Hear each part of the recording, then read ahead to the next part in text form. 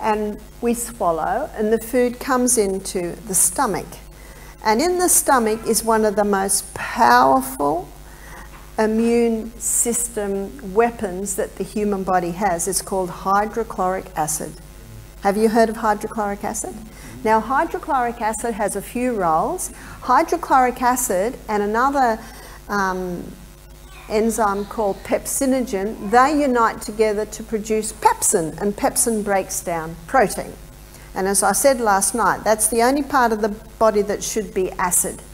Now, hydrochloric acid and pepsinogen uniting to produce pepsin, that only happens in a very acid environment. And our stomach should be acid. What would stop acidity? Drinking with meals, and isn't that an Aussie habit? Drinking with the meals. Drinking with the meals waters down the hydrochloric acid. We had a lady from India do our program. She said, I was shocked when I came to Australia. She said, they drink with their meals. And she looked and she said, don't they know? She said, in India, we do not drink with our meals because it'll water down your digestive enzymes. Makes sense, doesn't it? Makes a lot of sense. Now let me draw the stomach, because the stomach, again, is a very important part of your immune system. So here's stomach. I've got a nice thick pen here. And that stomach should have a thick mucosa wall. And that mucosa wall is mucus, and mucus is 99% water.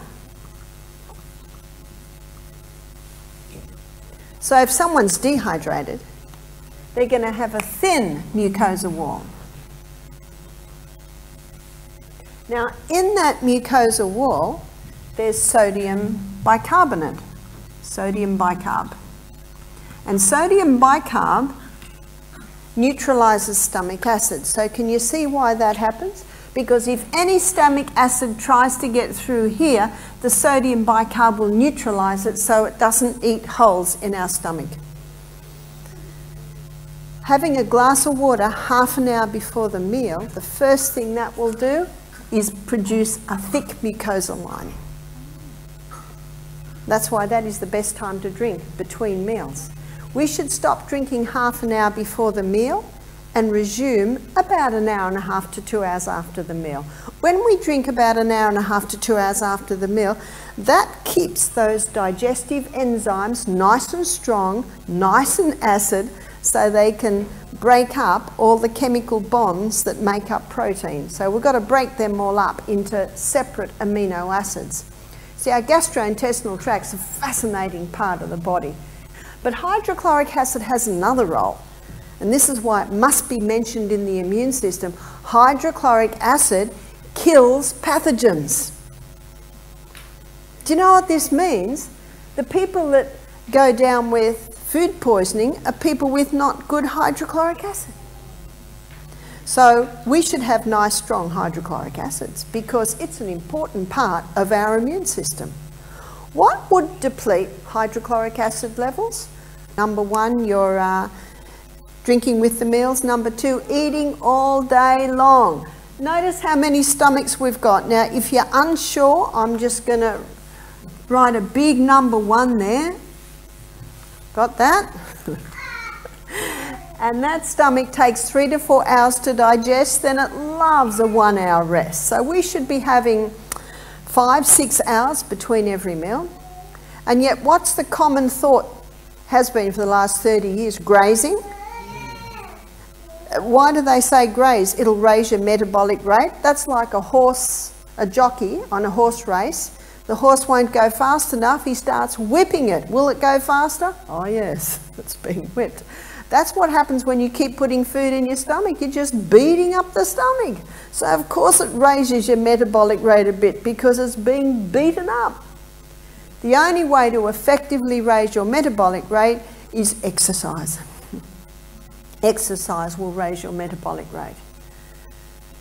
See, when I was a little girl, we weren't allowed to eat between meals. We had breakfast, we had lunch, and we had tea. We should be eating breakfast like a king, lunch like a queen, tea like a pauper. We should have breaks between meals, and between meals, that's when you drink water. Now, the other thing that will stop hydrochloric acid production is stress. I think we know that one. Whenever you're anxious or upset, digestion goes. We know it, don't we? So it's very important when you eat to eat in a happy environment. No controversial subject should be discussed at the meal table. How can we boost hydrochloric acid? Well, there's a wonderful herb that'll wake up anything. It's called cayenne pepper. You know it well? Black pepper is an irritant, and they've tested many black peppers. They've all got mold on them. It molds as it dries. But cayenne pepper is a wonderful stimulant to the stomach. It'll wake up your hydrochloric acid. How do you take it? Just 1/4 teaspoon in a little water just before the meal. You'll have a nice warm tummy and it'll boost your production of hydrochloric acid. Cayenne pepper will never burn you. Cayenne pepper will never harm you, and it'll thin your blood. It's the best blood thinner. Forget the warfarin, the rat poison. Forget the aspirin. You know, the latest research shows that aspirin causes brain bleeds. No. Just take the cayenne pepper. Also, to boost your hydrochloric acid, again, have the breaks between meals. So it's as simple as that. Something else that will boost it is lemon. Even a little, maybe 1/3 cup of hot water with the juice of a lemon. Throw that down just before the meal, and the hot will bring the digestive juices, and the lemon will boost hydrochloric acid. It's as simple as that.